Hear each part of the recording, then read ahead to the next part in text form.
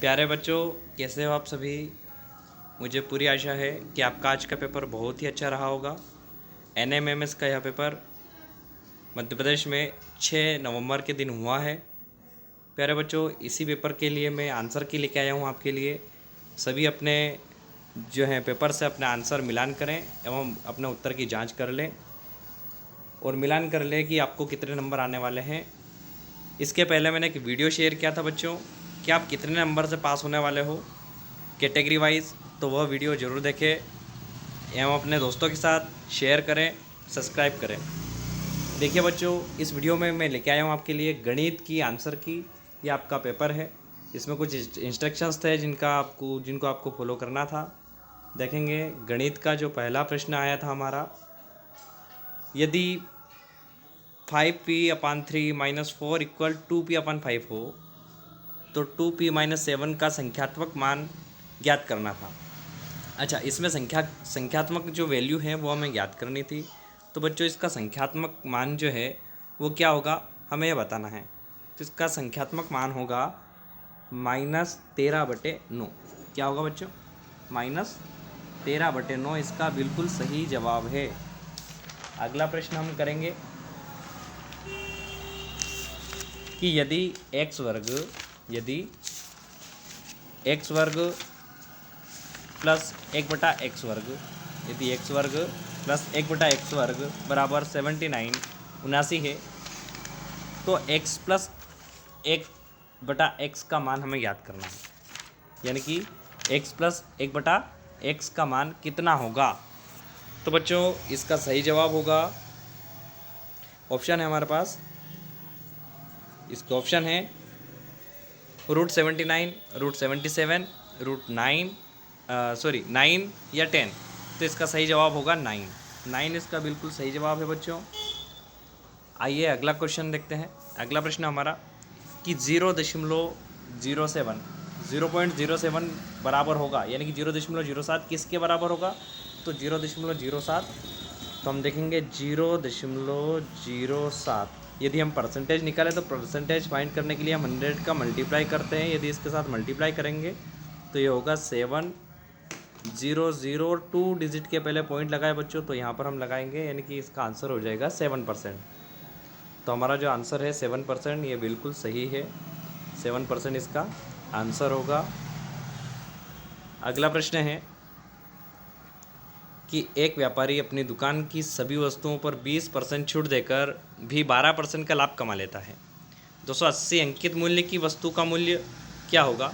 यानी कि यदि वह अपनी सभी चीज़ों पर 20% छूट दे, डिस्काउंट दे, फिर भी यदि वह 12% का प्रॉफिट कमा लेता है, फ़ायदा ले लेता है, तो उसकी जो है 280 रुपये जो उसने जिस वस्तु के ऊपर लिख रखे हैं वह कितने में बिकेगी, वह कितने में उसने खरीदी होगी। तो बच्चों, वह उसने 200 रुपये में खरीदी है। कितने में खरीदी है? 200 रुपये में। अगला प्रश्न है 100 लोगों की भोजन सामग्री 20 दिन तक चलती है। 100 लोगों की भोजन सामग्री 20 दिन तक चलती है। यदि 20 व्यक्ति उस संस्था से चले जाते हैं, यानी कि 100 लोगों में से 20 लोग यदि कम हो जाते हैं, तो जो भोजन सामग्री है, बची हुई भोजन सामग्री कितने दिन चलेगी। तो इसका सही जवाब है 30 दिन। कितने दिन चलेगी बच्चों? 30 दिन वो भोजन सामग्री चलने वाली है। तो इसका सही आंसर है ए वाला, जिसने 30 दिन किए हैं उसका बिल्कुल सही जवाब है। अगला प्रश्न है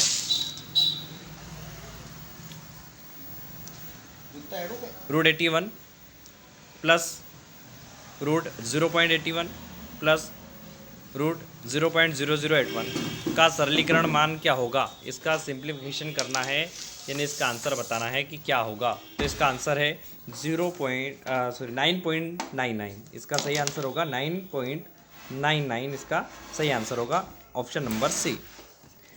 अगला प्रश्न हम देखें।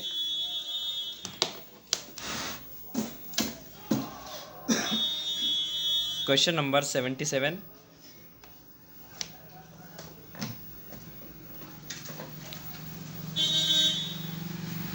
क्वेश्चन नंबर 77 का सही आंसर होगा 16/169, 16/169 इसका सही जवाब होगा। अगला प्रश्न हम देखें समान ऊंचाई एवं समान त्रिज्या वाले बेलन, शंकु एवं अर्धगोले के आयतन का अनुपात है। देखिए, समान ऊंचाई है, यानी कि बेलन, शंकु और अर्धगोले की ऊंचाई कितनी है, एक जैसी है, बराबर है, और त्रिज्याएं भी उनकी समान है। त्रिज्या जो आधार होती है, बेस होती है, बेस की हाफ होती है। अब हम देखें, बेलन की भी वही त्रिज्या है, शंकु की भी है और अर्धगोले की भी वही त्रिज्या है।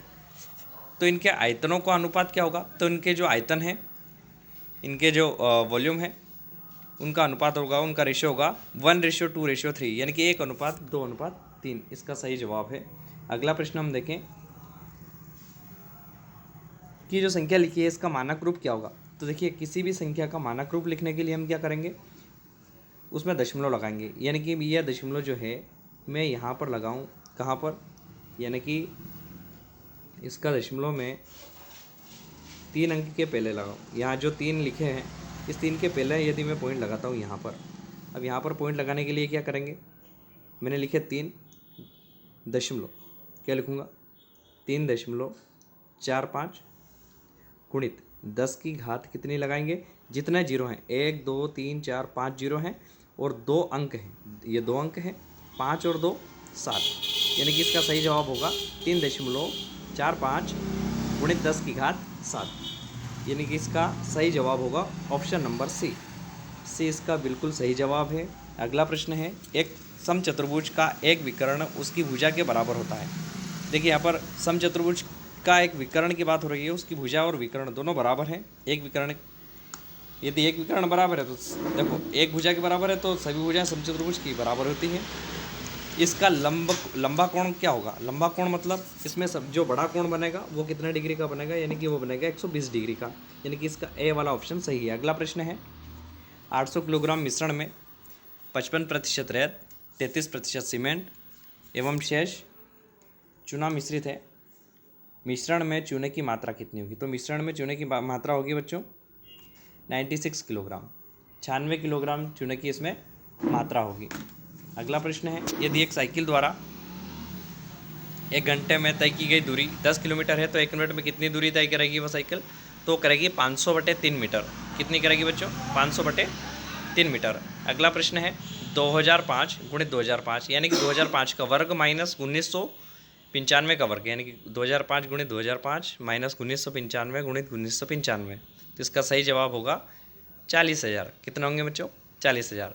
अगला प्रश्न है, एक ठोस घन की जिसकी प्रत्येक भुजा 8 सेंटीमीटर है, इसके विपरीत फलकों को लाल, नीला एवं काला युग्म के रूप में रंगा गया है। इसके बाद उक्त घन को 2 सेंटीमीटर भुजा वाले छोटे घनाकार ब्लॉक में काटने पर कितने घन ऐसे होंगे जिनके दोनों फलक जो हैं रंगे होंगे? कितने होंगे? तो इसका सही जवाब है 20। अगला प्रश्न है, 27 सेंटीमीटर लंबी, 8 सेंटीमीटर चौड़ी एवं 1 सेंटीमीटर मोटी धातु की चादर को पिघाल कर एक घन बनाया गया है। अब घन की भुजा की माप बतानी है, तो वो घन की भुजा की माप होगी 6 सेंटीमीटर। अगला प्रश्न है, 3 अंकों की संख्या को दोहराकर 6 अंकों की एक संख्या बनाई जाती है। अच्छा, संख्या कितने अंकों की है? 3 अंक की संख्या होनी चाहिए। दोहराना मतलब उसको किसी भी एक अंक को 2 बार यूज़ हम कर सकते हैं, 2 बार यूज़ करना है और उससे मिलाकर 6 अंक की संख्या बनानी है। तो इस रूप में कोई भी संख्या किसके द्वारा विभाजित होगी, यानी कोई संख्या जो है किसके द्वारा पूरी विभाजित हो जाएगी? केवल 7 के, केवल 11 के, केवल 13 के या केवल 1001 के? तो इसका सही जवाब होगा केवल 1001 के। 1 से वह संख्या पूरी विभाजित हो जाएगी। अगला प्रश्न है, दिए गए चित्र में कोण AOB बताना है। अच्छा, कोण AOB कौन सा है? तो यहाँ से ये वाला कोण हमें बताना है। तो कितना दे रखा है? 7x/2 दे रखा है, यानी कि 7x/2 कोण दे रखा है, तो ये इसकी वैल्यू कितनी होगी? अच्छा बच्चों, आपको पता है पूरे कोण की वैल्यू होती है 180 डिग्री। कितनी होती है? 180 डिग्री। यानी कि इन दोनों को यदि हम प्लस करें कि 7x/2 प्लस 3x/2 तो कितना हो जाएंगे? ये 10x/2 हो जाएंगे। कितने हो जाएंगे? 10x/2।